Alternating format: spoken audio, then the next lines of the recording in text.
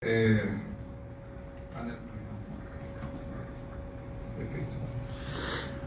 Primeiramente, boa noite. Obrigado a todos pela presença de vocês. É um grande prazer estar aqui em casa. Apesar de eu exercer minha profissão fora, eu nunca deixei de ser brasileiro e nunca deixei de ser brasileiro.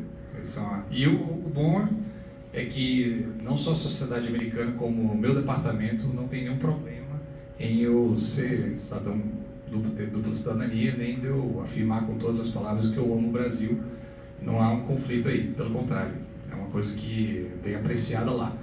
E principalmente estar entre colegas, são irmãos de farda, apesar de servirmos em países diferentes. Acho que o compromisso, o comprometimento, o juramento que nós fizemos é o mesmo. A gente está aqui para servir a sociedade, mesmo com o custo da própria vida. Então, aos meus olhos, vocês são heróis. Eu admiro muito a polícia brasileira e então agradeço a todos. Gostaria também de agradecer, primeiramente, por ter aberto o espaço para a gente.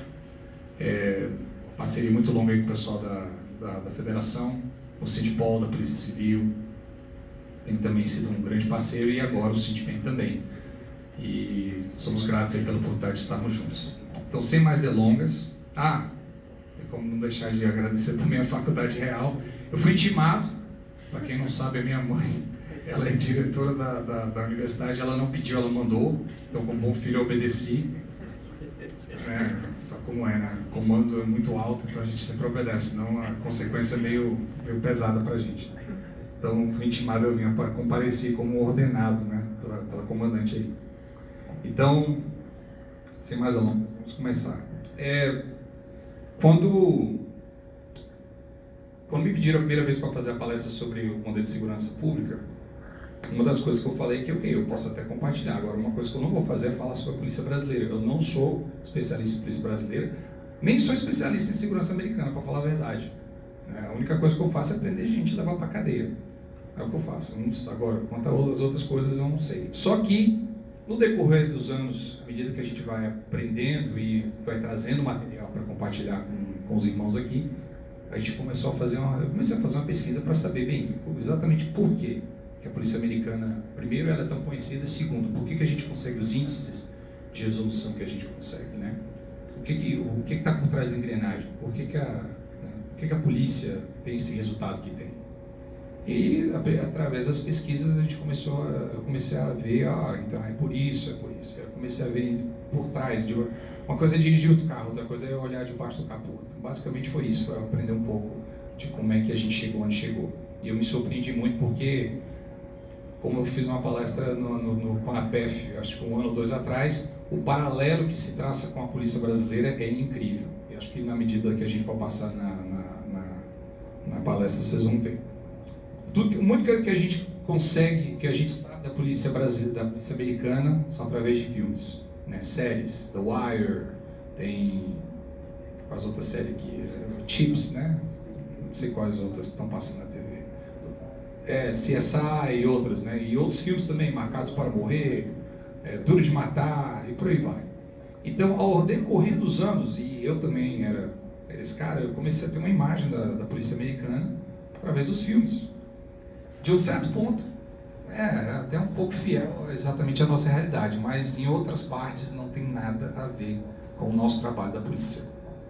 E eu comecei a aprender isso à medida que eu fui no decorrer da minha carreira. Para quem não sabe... Está sendo transmitido ao vivo, assim, no Sindipol, falasse isso, pediu para falar. Tá. Mais uma coisa, essa palestra está sendo transmitida ao vivo pelo site do Sindipol, então pelo Facebook, na página do Sindipol, Sindipol DF. Então, para aqueles que estão acompanhando também, muito obrigado pela presença online. E, se quiserem compartilhar já na página, por favor, fiquem à vontade. Só rapidamente, eu fui para os Estados Unidos, eu nasci em Brasília, sou natural de Brasília. Com 15 anos, eu e minha família, nós fomos aos Estados Unidos. Meus pais foram para poder estudar, fazer o mestrado e doutorado deles. Eles não se sentiram confortáveis de deixar um moleque de 15 anos de idade que não sabia nem a direita da esquerda, aqui no Brasil sozinho. Então eu fui intimado também a carregar para os Estados Unidos e fiquei lá até então. Fui trabalhar inicialmente na iniciativa privada, no setor de telecomunicações, e foi daí que surgiu o meu contato com a polícia americana, com um contrato de implementação de sistema telefônico dentro das cadeias para os presos poderem ligar, e também a gente poder gravar o que eles estavam falando, que eles, como no Brasil eles fazem, né, eles movimentam milhões e milhões de dinheiro e fazem todo o arranjo do que acontece na rua através dos telefones, só que a gente grava. Então foi daí que eu comecei o meu trabalho junto com a polícia, eventualmente fiz o concurso, passei, isso foi em 2007, estou atuando até hoje na polícia do Condado de Los Angeles. Eu vou explicar um pouco a diferença entre a polícia, o condado e aquela coisa toda logo em seguida. Hoje eu trabalho no policiamento ostensivo, é a área que eu gosto, estou na rua, sou operacional, estou prendendo gente, levando para a cadeia, e o meu trabalho é isso, é levar a gente para a cadeia. Então, ficção e realidade, então vocês podem ver alguns exemplos aí. E, claro, como a gente vai falar do fator científico, né, que a polícia usa no decorrer da elucidação de crimes, eu gostaria de mostrar para vocês um vídeo que exemplifica um pouco de como é que a gente chega na elucidação de crimes.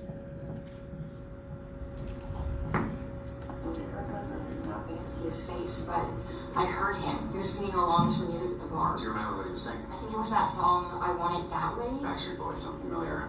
Number one, could you please sing the opening to I Want It That Way? Really? Okay. You are my fire.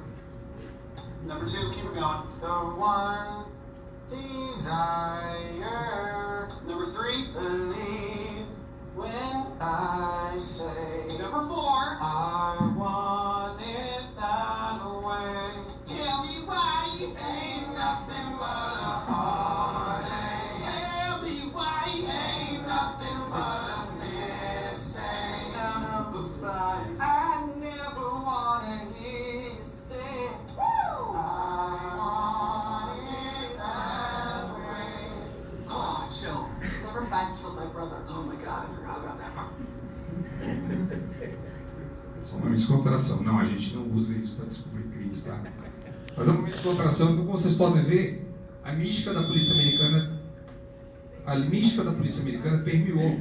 Tanto que se a gente abrir o Netflix ou abrir os canais de TV, eu diria que metade dos shows são sobre a polícia, a outra metade são sobre médicos ou advogados.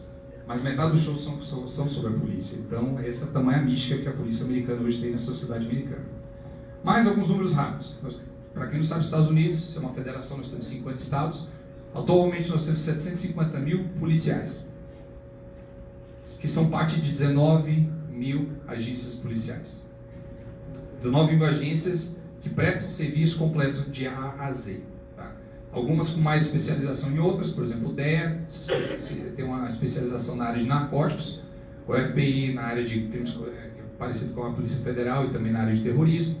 Nós temos a ATF, que trabalha na área de armas, de cigarros e por aí vai. E além, temos até a polícia privada, que foi uma das primeiras polícias nos Estados Unidos, para quem não sabe, foi a polícia privada.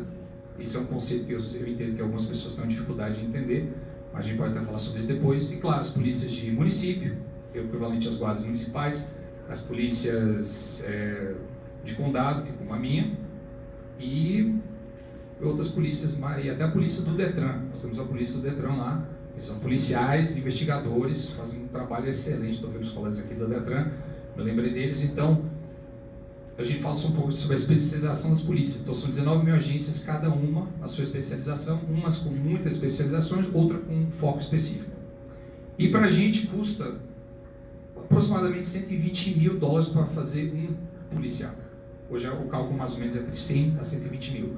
Uma classe nossa geralmente tem entre 50 até 100 recrutas numa classe. Isso é só na minha agência, que é uma das 19 mil agências. E hoje custa para a gente 120 mil dólares, que é o que? Mais de 400 mil reais, quase 500 mil reais, né? Quase meio milhão para fazer um policial, vezes 50 recrutas numa classe. Nossa. Vou falar um pouco do meu departamento, os números atuais. De 40 mil a 70 mil candidatos por ano fazem a prova.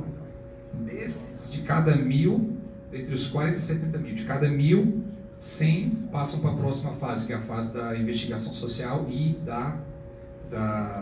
do psicotécnico. Na investigação social e no psicotécnico, sobra 2. Os 2 que a gente manda para a academia. Dos 2 que a gente manda à academia, a gente forma 1,5. Porque a gente tem um atrito na academia de gente que às vezes lesiona, ou às vezes não aguenta a academia, que é meio pano, que são mais de 6 meses de muita pancadaria, grito, choro, ranger de dentes, o pessoal pedindo para ir para casa, né? Pedindo a mãe. Então sobra mais ou menos 1,5. Então, essa é a matemática hoje que a gente tem. Existe uma fórmula por trás, a gente vai falar sobre isso depois. Por que a gente usa, por que a gente filtra tanto? E mais ou menos 100 mil a 120 mil para treinar cada recruta. Por que a questão do filtro?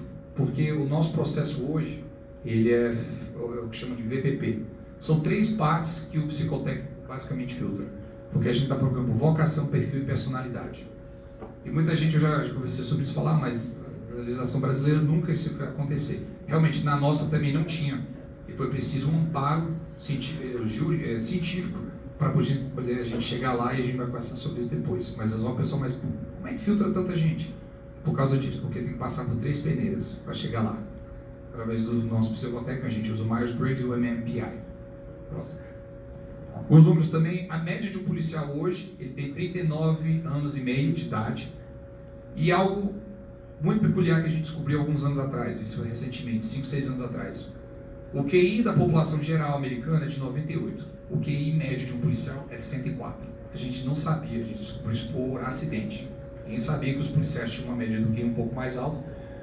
A gente não sabe porquê, não se conseguiu explicar até hoje, mas essa é a média.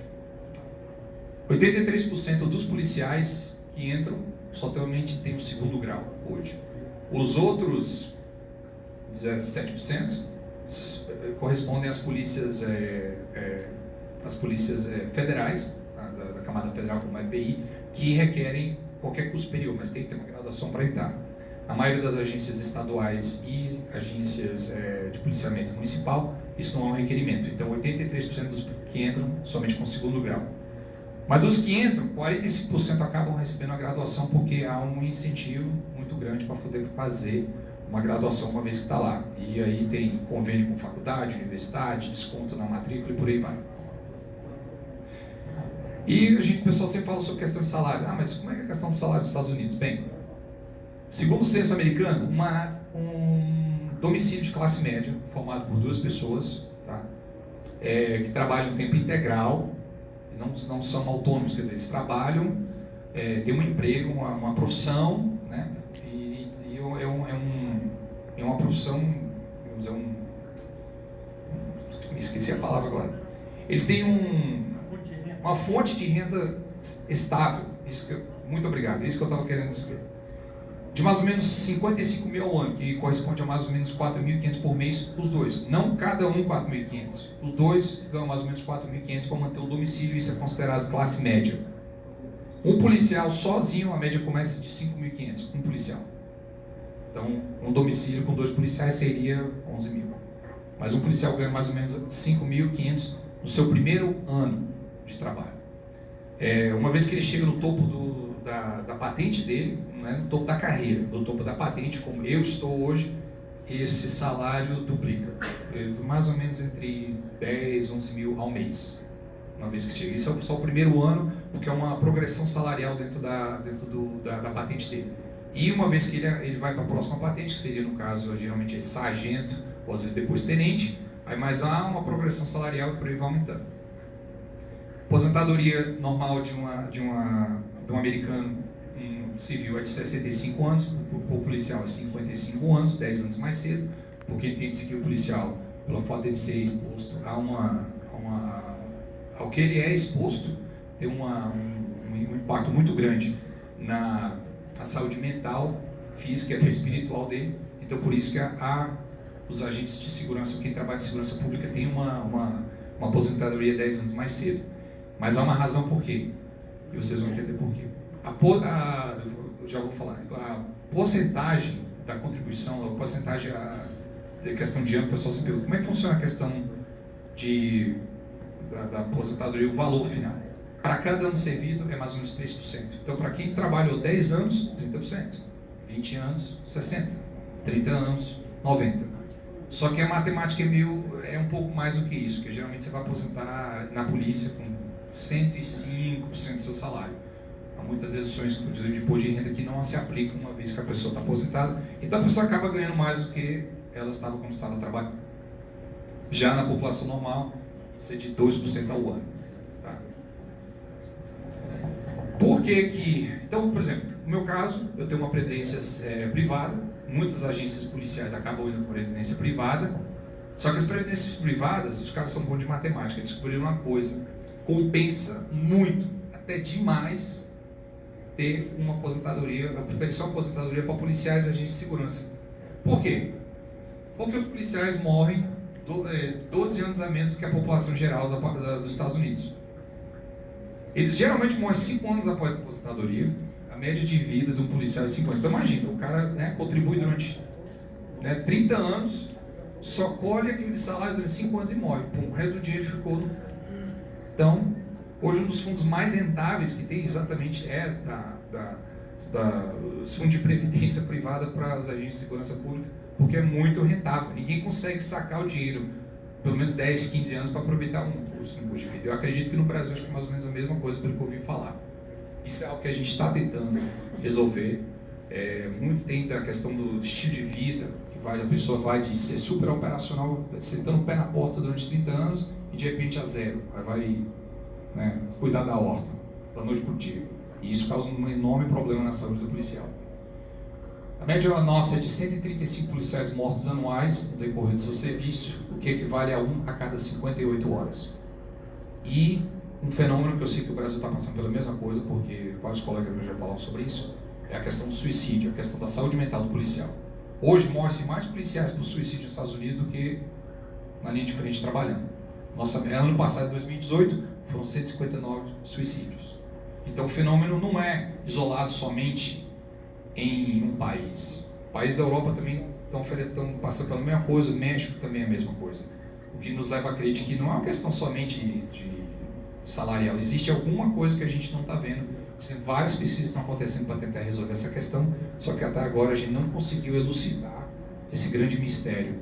Existem várias fontes, várias linhas de pensamento tentando entender o fenômeno, mas até agora não entenderam.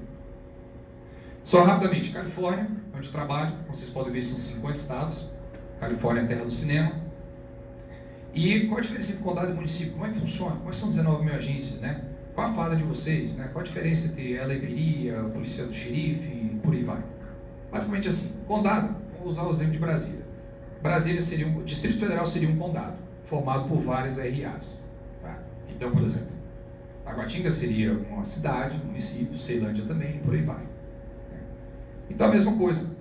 No meu condado, o condado de Los Angeles, nós temos 88 municípios. Cada município com seu prefeito, cada município com sua Câmara de Vereadores, por aí vai seu corpo governante. Nós temos 18 milhões de pessoas no nosso condado. Los Angeles é um município entre 88. Tá? Eles têm uma agência policial que cuida do patrulhamento ostensivo da área deles, que é a Polícia de Los Angeles. Vocês já viram, é aquela que usa a roupa azul escura, parece uma roupa preta.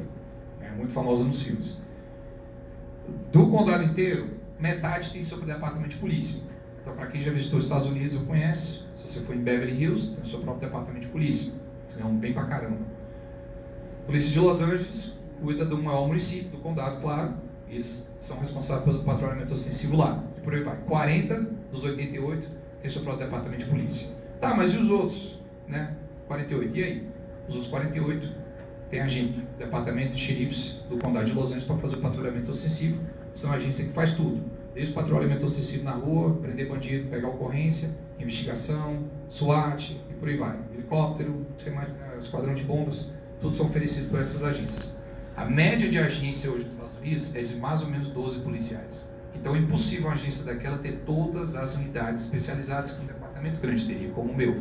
Então o que a gente faz? Quando eles precisam, eles ligam, a gente vai lá e presta serviço para eles. Uma questão de amizade. Mas também, se a gente tiver algo de amizade e ajuda, eles são os primeiros a mandarem para nos auxiliar, e há essa troca, esse respeito mútuo e essa ajuda mútua entre os municípios. E várias delas, inclusive, criam grupos assim, regionais de assistência mútua. Tem times de SWAT, que são um componente de cada município, eles se juntam, tem um time regional e por aí vai. Então, é um processo muito interessante de ajuda mútua entre esses municípios, porque todos são pequenos Então eles tendem a se ajudar. Então qual a diferença? Como vocês podem ver aqui, ao lado esquerdo, a farda, parece a farda do EB, a camisa caqui com a calça verde. Do lado lá, a polícia de Los Angeles com a farda deles. Pessoal, qual a diferença? Nenhuma. Eu acho a minha farda mais bonita. Só. Porque, constitucionalmente, é a mesma coisa, a mesma autoridade. Apesar de nós termos uma área 10 vezes maior que a polícia de Los Angeles, constitucionalmente ele tem o mesmo poder que eu. A única diferença é que o chefe de polícia deles é um cara que passou 30, 40 anos servindo, eventualmente chegou a um posto alto, foi indicado pelo prefeito daquela cidade para ser, e ele serve ao bem-querer do prefeito. Hoje, que é o meu chefe, ele é eleito por voto direto por toda a população do condado para um mandato de 4 anos. Ele é um cara político. Só que, por exemplo, o meu xerife hoje, ele passou 35 anos no departamento trabalhando, ascendeu até o posto de tenente e lançou a candidatura dele, foi bem sucedido, hoje é nosso xerife. Então, para se ocupar o cargo de chefia, é necessário ter todo um histórico policial, porque a população vai querer saber o currículo da pessoa, vai querer saber o que a pessoa já fez, qual a especialização dela, né? E vai ter que ter o respaldo dos seus subordinados para dar o ok ou não ok para a população votar. O meu sindicato deu ok para o candidato, que é o Alex Villanueva, que é o xerife. Ele começou o mandato agora no começo do ano, e a população viu que, ok, se os subordinados querem, então a gente vai votar, e maciçamente votaram pelo xerife, e até então ele tem que ter feito um bom trabalho. Não é porque é meu chefe que eu estou dizendo isso não, porque realmente o cara é muito bom. Tá? Diferenças entre o xerife e a polícia. O xerife tem um patrulhamento ostensivo, tem unidades especializadas. A polícia também tem ostensivo e unidades especializadas. Mas constitucionalmente, o xerife é responsável também pela custódia de presos. Então nós temos um sistema penitenciário, hoje que é considerado o maior entre os países livres. Sistema de custódia, não de prisão. Então são cadeias. O maior sistema de cadeia hoje que nós temos é 18 mil pessoas, quase 20 mil.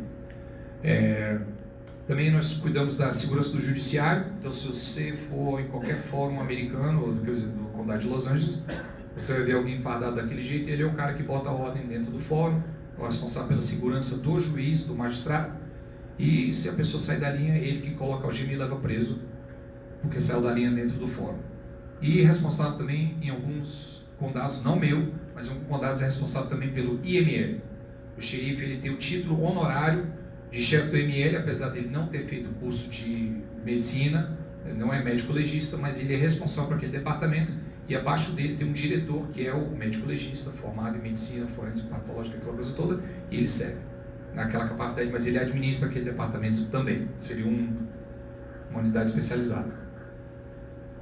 Também, como vocês podem ver, para quem gosta de Walking Dead, eu não uso um chapéu desse. A farda também não é assim. Não estou lidando com zumbi ainda. E claro, o mais famoso de todos os xerifes, John Wayne, claro que colocou nas telas e mostrou pra gente, né, como é que funciona. Então John Wayne é um grande ícone no imaginário do cinema americano. Aí o pessoal pergunta, tá, mas como é que funciona, né? Por que a polícia é assim? Não tem como entender a polícia sem falar do histórico dos Estados Unidos. Impossível. Se a gente não falar sobre como é que a nação começou, não tem como explicar por que a polícia é hoje do jeito que ela é.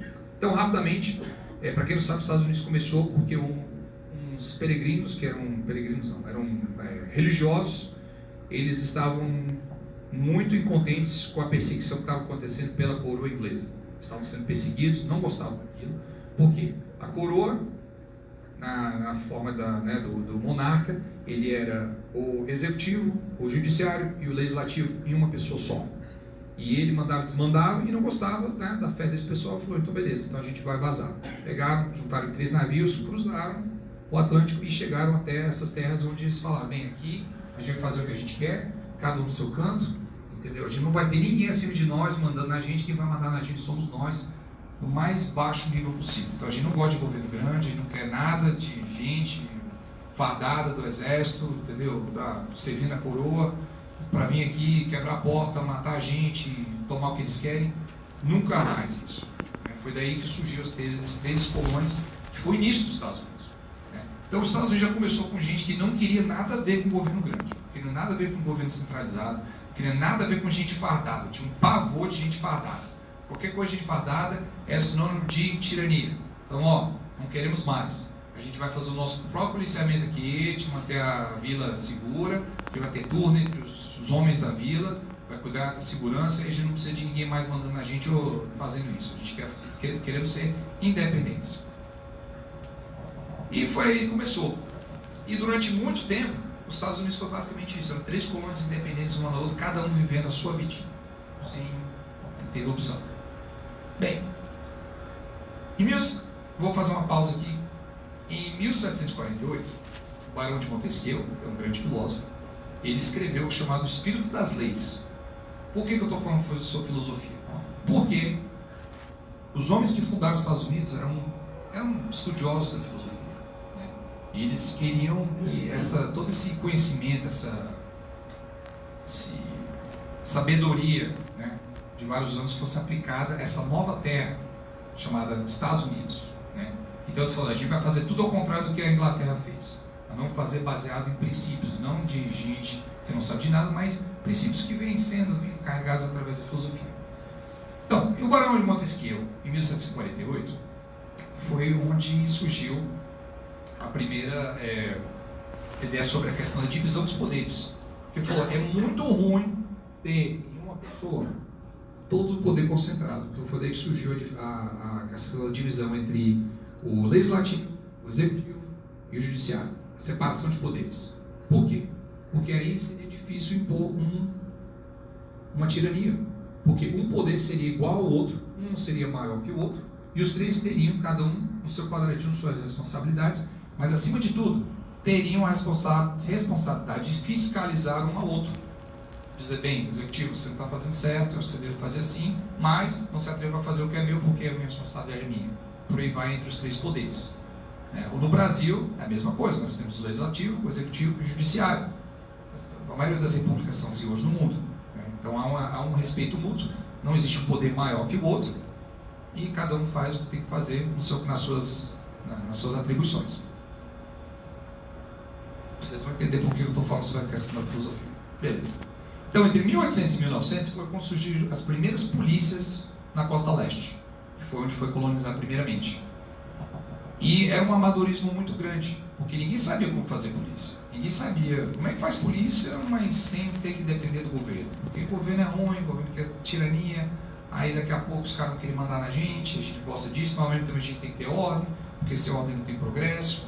E se tem um maluco aí que quer cometer crime, como é que a gente lida com isso? Essas perguntas começaram a serem levantadas, mas ninguém tinha uma ideia de como é que faz polícia que não seja polícia tirana, ninguém sabia. Então começou-se a pensar bem como é que vamos fazer. E foram vários tipos de tentativas. Tentaram fazer polícia não uniformizada, mas aí ninguém sabia quem era quem.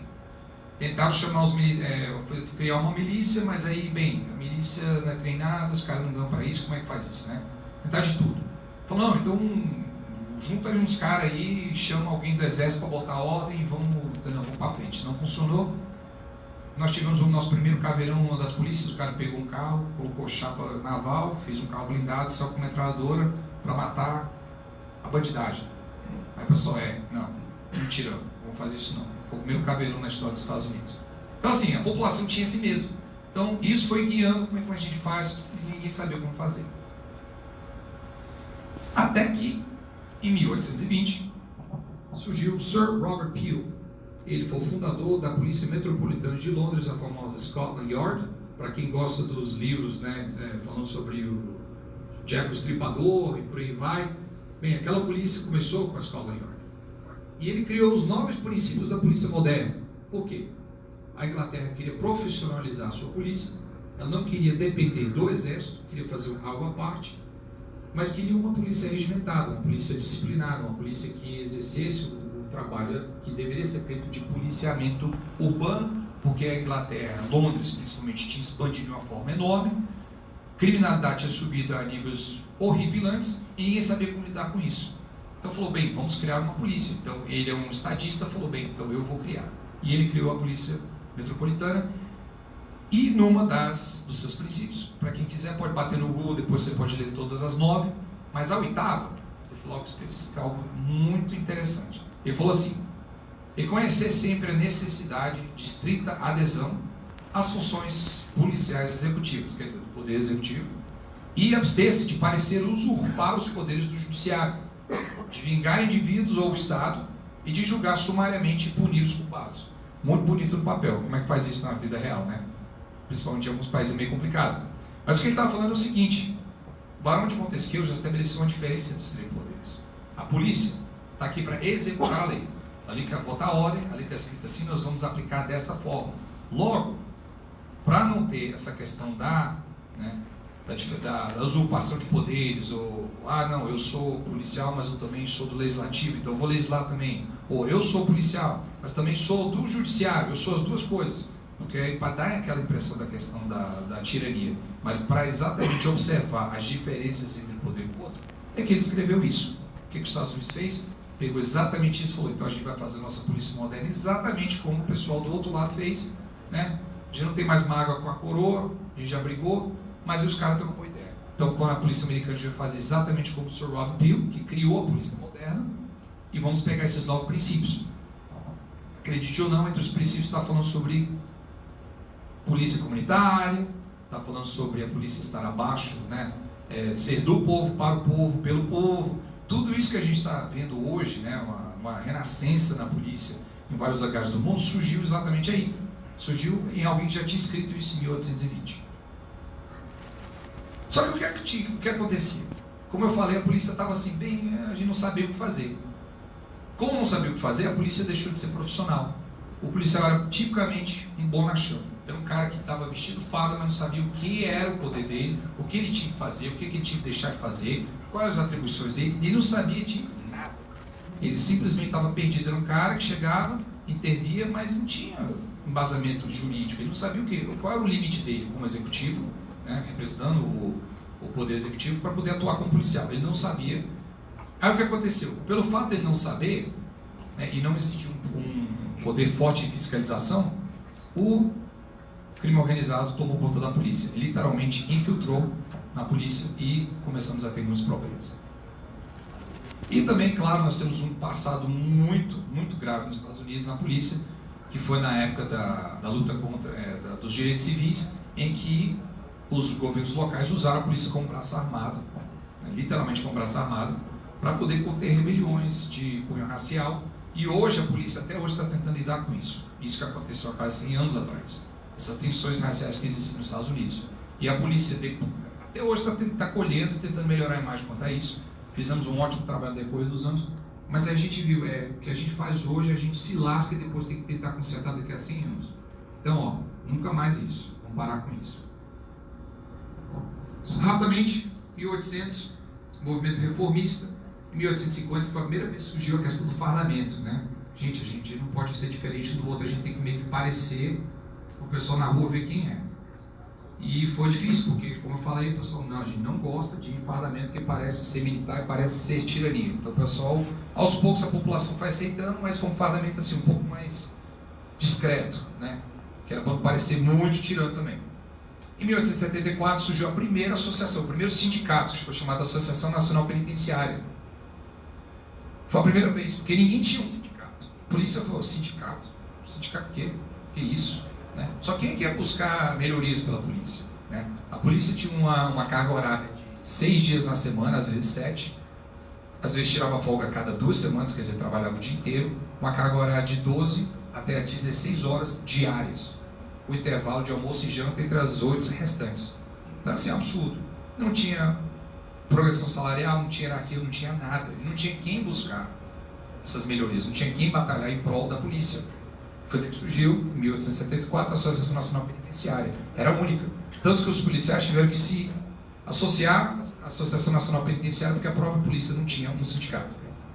Em 1874, nós tivemos a primeira reunião da Associação Internacional do Chefes de Polícia, a ACP. É uma organização muito grande, e até hoje ela está aí defendendo a pauta em prol das polícias do mundo inteiro. Em 1880 surgiram as primeiras ordens fraternais policiais. Só que o pessoal não queria que isso parecesse sindicato. Vocês vão saber por que logo em seguida. Gente, eu estou passando, vocês vão entender, tudo vai juntar no final, vocês vão ver por quê. Em 1913 e 1921, surgiu o 28º presidente dos Estados Unidos, Woodrow Wilson, foi o pai da administração pública. Ele viu, bem, a administração pública é uma ciência, tá? Ela precisa ser tratada como ciência. Tá? Então, como a administração pública tem a ver com o executivo, então precisa ser tratado com isso. Então, a gente não pode ter ingerência nem do legislativo, nem do judiciário.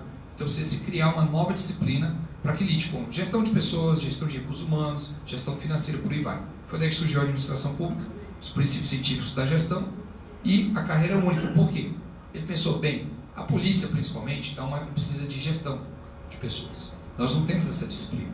Só que os militares têm escolas militares que ensinam a galera, os oficiais, a gerir uma tropa, gerir tudo mais.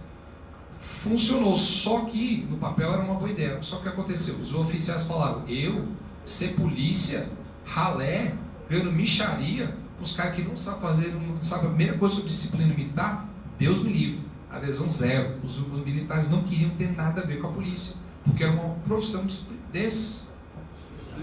desprestigiada. Ninguém queria. Assim, nem os próprios americanos não queriam ser policiais nessa época, de tão ruim que era ser policial. Só quem queria ser? Imigrantes.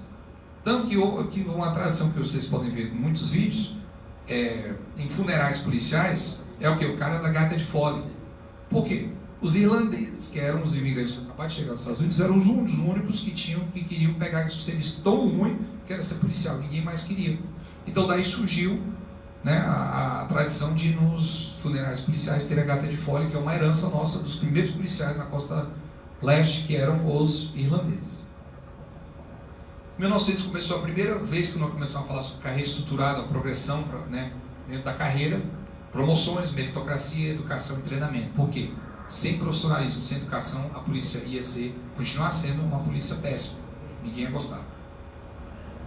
Tivemos a Primeira e Segunda Guerra Mundial. Por que eu estou falando da Primeira e Segunda Guerra Mundial? Porque que a gente, os Estados Unidos, lutou contra na Segunda Guerra Mundial? Nazismo, né? Só que é quem estava do outro lado, que a gente também não gostava, mas acabamos, né, meio que sendo aliados. Rússia. O que a Rússia era? Comunista. Logo surgiu a questão de, comunismo, sindicalismo, coisa de bolchevique, Deus me livre. Aí a polícia já não queria mais ser parte do sindicato. Só que aí quem ia brigar pela polícia? Ninguém. Porque sindicato era sinônimo de comunismo. Então, um monte de gente que tinha acabado de vir da guerra, tinha acabado de ver os horrores, falou, não, Deus me livre. E logo em seguida a Guerra Fria. Aí que piorou mesmo. Porque ninguém falou, não, sindicalismo é coisa de comunista, socialista, Deus me livre. Aqui não, a gente já foi pra guerra com esse povo aí, a gente não quer isso infiltrado nos Estados Unidos. E quem perdeu? Os policiais, claro, porque o governo não tinha essa coisa de querer fazer isso pela polícia, a população também não estava nem aí, e não tinha ninguém para defender a polícia. Vai passar aí. O que aconteceu? Então, falou, uma vez que os sindicatos surgiram, há muita, na garra, assim, nos trancos e barrancos, foi lá que surgiu a questão de, como é que a gente justifica melhores salários? Como é que a gente justifica melhores condições de trabalho?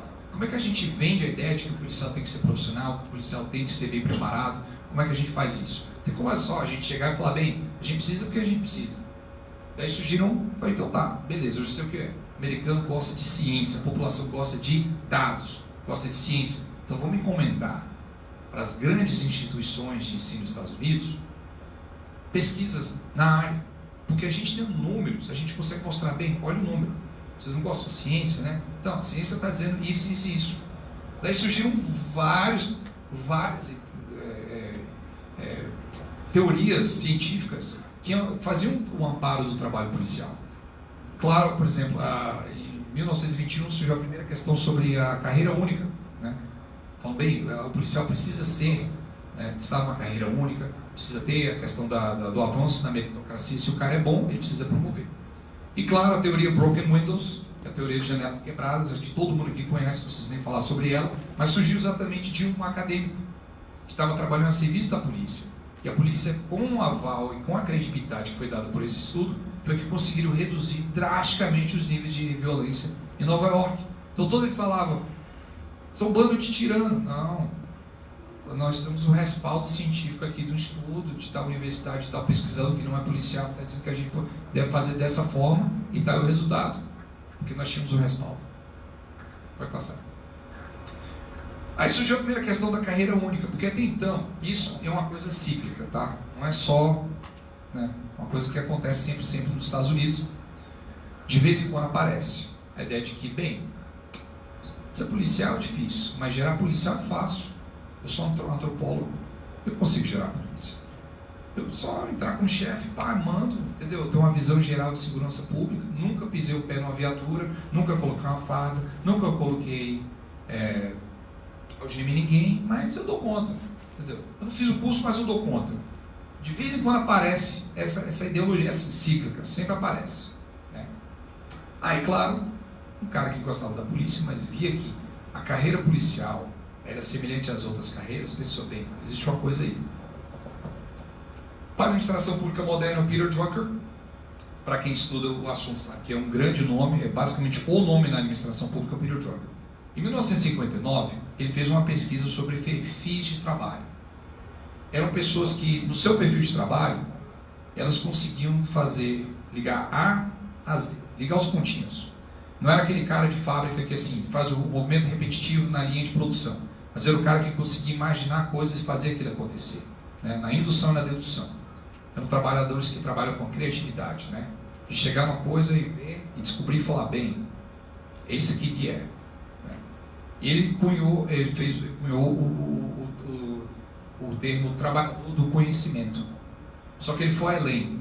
Esse trabalhador do conhecimento precisava ser gerido por alguém que conhecesse a realidade daquele trabalhador, mas que tivesse sido antes, tivesse exercido aquela profissão, aquela atividade fim, para poder gerar outros que faziam a mesma coisa, porque a cabeça funciona de uma forma diferente. Né? Programadores de software, né? Como o pessoal da Google, e várias outras, até artistas, né? O pessoal que trabalha com o outro lado do cérebro. E entre eles quem? Policiais. Por quê? O policial tem que ligar de A a Z, os pontinhos sem que ninguém diga a ele. É chegar numa cena do crime e começar a ligar os pontinhos para chegar até a elucidação do crime. Entendeu? É uma vocação, uma personalidade, um perfil que tem isso. Lembra que eu falei sobre a questão científica de buscar essas pessoas? Exatamente por isso. Porque é uma atividade fim que requer um certo perfil psicológico, que é o que o Peter Drucker falou, que é o knowledge worker. Mas, acima de tudo, que para gerir essas pessoas, para estar na gestão dessas pessoas, a pessoa tem que ser uma delas, que tem passado pelo que aquela pessoa passou, para ter credibilidade, respeito, por aí vai, e gerar bem aquele grupo. Aí o que aconteceu? Desculpa, a letra é muito pequena. Só como eu estava falando sobre ciclo, recentemente, por causa de muita coisa que aconteceu na TV, a ideiazinha que tinha surgido em 1959, aquela época na década de 50 e 60, surgiu agora na virada do século, agora em 2010, 2014, por aí, de que não, a polícia não pode se autogerir, ela tem que ser alguém de fora. Vamos trazer um promotor para gerar polícia, vamos trazer um advogado para gerar polícia, vamos trazer um antropólogo, vamos trazer um sociólogo, vamos trazer alguém que nunca pisou na viatura para trabalhar. Então houve um renovo, de novo, tivemos que buscar, através das instituições acadêmicas de ensino, o respaldo para mostrar, não funciona. Não tem como gerar um departamento de polícia, ou certos grupos, a não ser que sejam pessoas do meio, que conhecem o trabalho, têm aquele mesmo perfil e que possam trabalhar. Eu trouxe uma lista de 2005, 2015, 1982, 2013, entendeu? São estudos, depois quem quiser só pedir, eu passo, infelizmente a tela é pequena, mas estudo atrás de estudo, mostrando qual o perfil para gerar esse tipo de pessoas no funcionalismo público, inclusive na polícia, e qual é a razão pela qual existe uma carreira única, mas existe uma progressão, e para haver chefia nesses departamentos, tem que ser alguém do meio, alguém que já fez a atividade fim e que conhece a realidade. Daí, essa basicamente é a questão da carreira única. Se completo. Vamos falar rapidamente sobre se completo. Se completo é uma imposição que o judiciário colocou no executivo.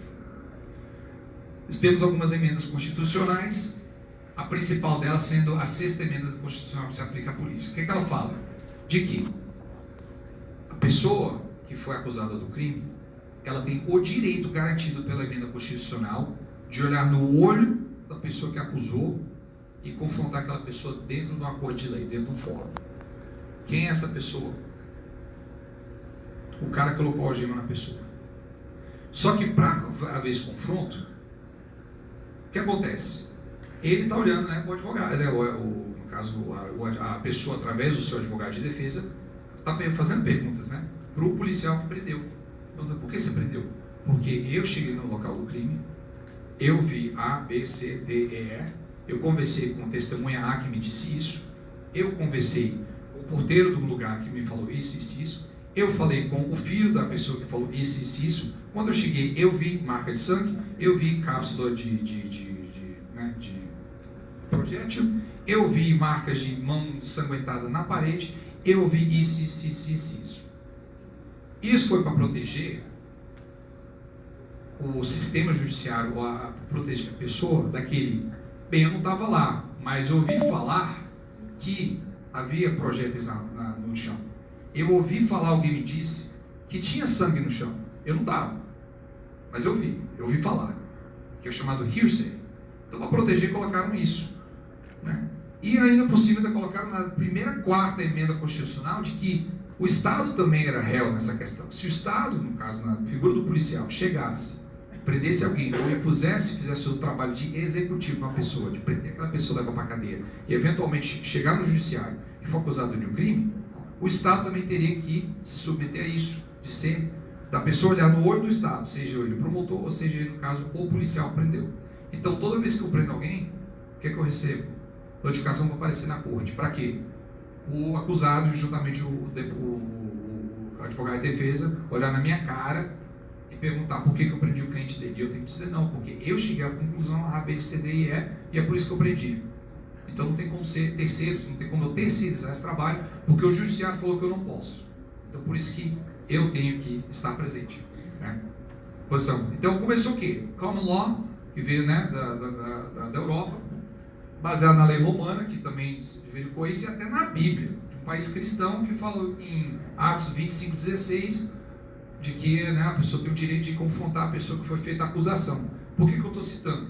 Porque já existiu, né, jurisprudências, ou como é que é a outra palavra que vocês usam aqui? Súmulas. Súmula, aprendi uma palavra nova essa semana. Súmulas, em que juízes da mais alta Suprema Corte, que estão falando exatamente sobre a 6ª emenda e a 14ª emenda constitucional, estão falando sobre que até na Bíblia a pessoa tem o direito. Então, por ser um país cristão, até a Bíblia os caras citaram para dizer que não, você não pode terceirizar esse trabalho, e a pessoa que fez tem que fazer tudo. Então, o policial que chegou na cena tem que atender a ocorrência, falar com a pessoa, tem que observar a cena do crime, tem que recolher as evidências e ver que essas evidências não vão parar na mão de ninguém vai lá mexer, né, nos pedaços de evidência. Vai ter que escrever o relatório dizendo, eu estive, eu vi, eu peguei, eu tirei foto, eu falei com tal pessoa, e no final eu prendi, eu levei tal pessoa no hospital. Por quê? Não tem como trazer 20 pessoas no fórum, então tem que ser uma pessoa, e daí surgiu o se completo como imposição do judiciário para nós, e tem funcionado muito bem, acredito eu. E funciona mais ou menos assim: a polícia atende a ocorrência, faz o registro de boletim de ocorrência, investiga, encaminha os inquéritos ao Ministério Público e volta para fazer o policiamento preventivo. Uma vez que esse relatório escrito está na mão do Ministério Público, já não é mais problema meu. Se o juiz solta, problema, fiz meu trabalho. Entendeu? Se o cara sai antes de eu terminar meu boletim de ocorrência, melhor ainda para o carcereiro. Então, a irmã aqui que já trabalhou como carcereira, entendeu? Ela não quer um monte de gente enchendo o saco dela lá. Então, se o cara sai, beleza, que apareça depois na corte. Não é meu problema, nem dela. Para encerrar, gostaria de falar sobre as 5 verdades que se aplicam hoje na polícia. Primeiro, humanos são mais importantes que equipamentos. Então, isso é uma verdade que são verdades que são usadas hoje nos grupos de operações especiais nos Estados Unidos e também na polícia. Humanos são mais importantes que equipamentos. Equipamento não faz segurança pública. Quem faz é o homem, ou a mulher, o ser humano. Qualidade é melhor que quantidade, mas vale um policial bem treinado, bem selecionado, do que 100 mal treinado, mal selecionado. Bons policiais não podem ser produzidos em massa. Não acontece. A gente já tentou. Tivemos efeitos catastróficos na segurança pública americana quando a gente tentou fazer policiais em massa. Deu tão errado que a gente está pagando até hoje. Inclusive, a gente está nas manchetes dos jornais hoje, em Los Angeles, porque a gente tentou fazer isso alguns anos atrás, inclusive na época que eu entrei, e hoje a gente está pagando o preço. Forças policiais competentes não podem ser criadas imediatamente depois de emergência. Não tem como, a toque de campanha, do nada, falar, bem, a gente precisa de 20 mil, vamos fazer agora em 2 meses. Não acontece. Entendeu? Porque o pessoal entende assim, não, a criminalidade está baixa, então vamos diminuir o número de policiais, não precisa de tanto policial. Aí de repente o negócio sobe e da noite para o dia o pessoal quer criar polícia. Não funciona dessa forma. E o policial requer amparo no seu trabalho, porque ele só trabalha com autoridade, com consentimento que foi dado pela população, pelo executivo, para poder fazer o trabalho. Se não houvesse amparo, não tem como ele fazer. Para encerrar, eu vou contar uma história, que acho que mostra, exemplifica tudo que isso, né, para voltar em cena. Alguns anos atrás, nós tivemos um tiroteio. O primeiro policial que chegou, ele estava patrulhando na rua, assim como eu falo, chegou lá e viu um rapaz jogado na frente de uma loja de conveniência baleado. Era uma noite de Natal. A frente do comércio estava, né, com as luzinhas de Natal, era uma loja de conveniência. No meio da noite, um rapaz jovem, 17 anos de idade, tinha sido baleado, estava morto e ensanguentado na frente da loja de conveniência. O policial chegou, viu aquela cena, fez a investigação inicial, o rapaz foi parar no ML, o policial tirou fotos do local, ele sabia mais ou menos o crime, porque o rapaz era afiliado a uma das gangues, e pensou, bem, deve ser retaliação de alguma gangue, mas existem 3.000 gangues em Los Angeles, qual delas? Eu não sei qual era. Enfim, eventualmente foi para a seção de homicídios, né? Por lá ficou, os investigadores assumiram o caso e nunca mais viu esse caso. Ele promoveu, ele virou sargento, né? Ele pegou toda a experiência que ele tinha como policial de rua e agora ele era um sargento. E aonde? Na seção de homicídios do meu departamento. E ele estava um dia, né? Como sargento, toda a experiência de rua, e estava folheando, né, as fotos que tiram dos presos, né, procurando um caso que tinha nada a ver com o que ele estava buscando. De repente ele parou na foto de um camarada. E era uma foto muito peculiar. E na hora ele falou, eu conheço o que está acontecendo. O rapaz que estava na foto tinha sido preso recentemente por um furto de veículo. Não tinha nada a ver com nada. Só que ele tinha tatuado no peito. Só para lembrar. O rapaz que tinha sido morto, ele era de uma gangue que pejorativamente chamavam-se os membros daquela gangue de amendoins, né? É um trocadilho numa palavra americana de peanuts, né? Assim, amendoim, pouca coisa, né? Então eles tinham esse apelido pejorativo usado pelas outras gangues. Quando, agora anos depois, esse sargento estava folheando, ele viu a imagem de um rapaz que tinha tatuado no peito, uma loja de conveniência, com luzes de Natal piscando, um amendoim deitado no chão, tipo com caindo assim, com perfuração de bala, e um helicóptero em cima, porque o apelido do rapaz na rua, né, o vulgo, era Chopper, que também é uma forma de escrever helicóptero. Ele olhou imediatamente, ele voltou ao tempo. Ele falou, eu já vi isso em algum lugar. Eu já vi isso numa cena de crime alguns anos atrás. Ele ligou o ponto de A a Z. Agora, ele falou, agora eu sei quem foi que cometeu esse crime. Porque o camarada queria se gabar de que agora ele era assassino, ele era matador. O que ele fez? Ele tatuou a primeira morte que ele cometeu em nome daquela gangue no peito. Só que quem não conhecia, quem não tivesse sido presente naquele crime, tinha visto do começo ao fim, tinha tirado foto, tinha sentido o cheiro de sangue no ar, tinha lembrado que era uma noite de Natal, tinha lembrado que tinha luzinhas de Natal penduradas na frente da conveniência, não teria visto esses detalhes. E mais, foi preciso ele promover, porque ele promoveu e levou toda essa experiência de rua agora para a chefia da seção de homicídios, onde agora não só ele estava administrando pessoas, né, abaixo dele com a mesma experiência, mas ele trouxe consigo tudo aquilo. Então eu não consigo imaginar um melhor exemplo da carreira única desse completo juntas na resolução de um crime do que esse crime que foi resolvido. Eventualmente o cara foi preso, ele foi condenado e agora está cumprindo prisão perpétua nos Estados Unidos. Graças ao trabalho de um policial que conseguiu perceber algo que ninguém nunca teria percebido se não fosse ele que estava presente ali no momento daquela ocorrência. Com isso, eu gostaria de agradecer a presença de vocês mais uma vez. Obrigado pela atenção de vocês. E se tiver qualquer dúvida, por favor. Então, mais uma vez, muito obrigado. E que vocês sabem que vocês podem contar comigo. Vocês têm um fã muito grande de vocês lá nos Estados Unidos, assim como eu, assim como os meus colegas. Muito obrigado.